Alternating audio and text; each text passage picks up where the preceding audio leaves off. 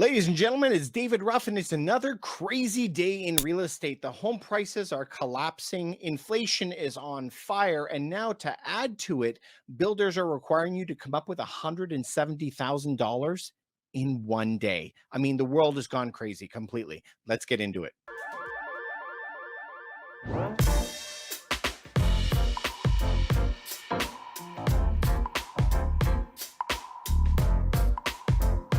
I'm going to show you some of the stuff that we have going on, some of the articles, and you could let me know.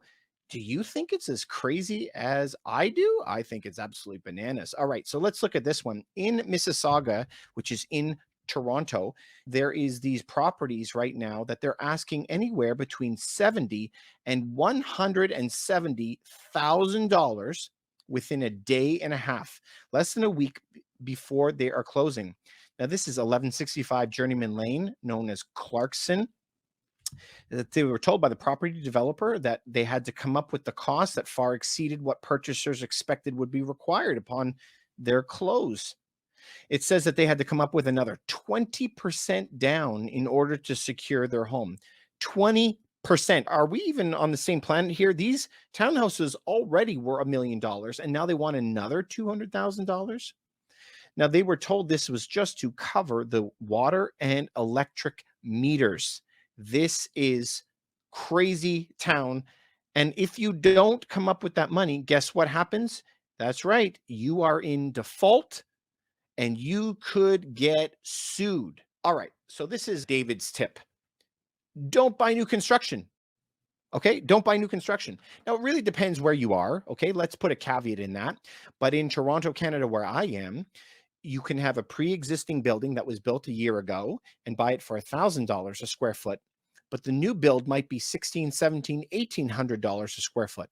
Why would I buy this same product at 80% more money? It doesn't even make sense. So imagine going back 10 years, they would sell the pre-construction for the same price that it is today.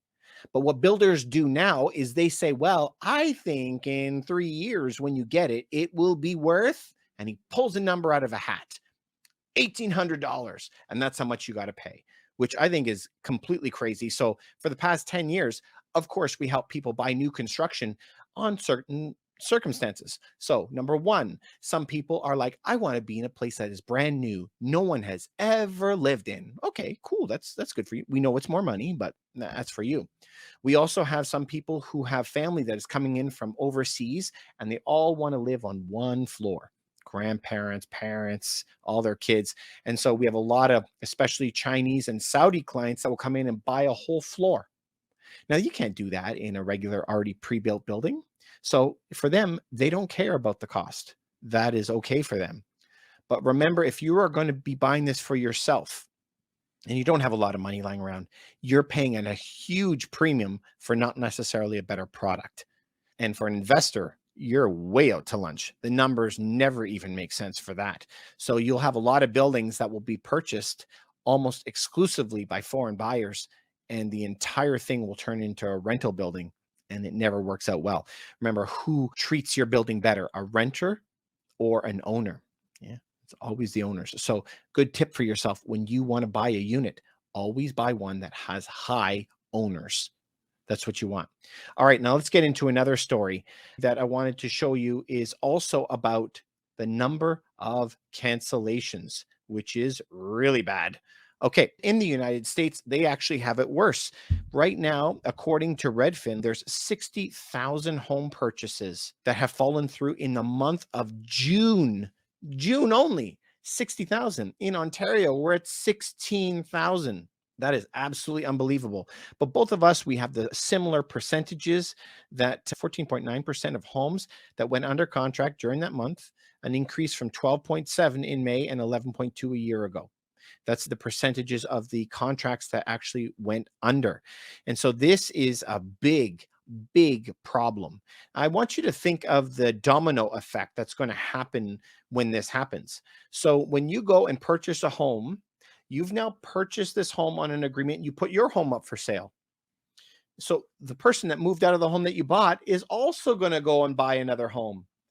Now, if you can't pay for the new home that you purchased, then their home that they bought is conditional on the sale of their home.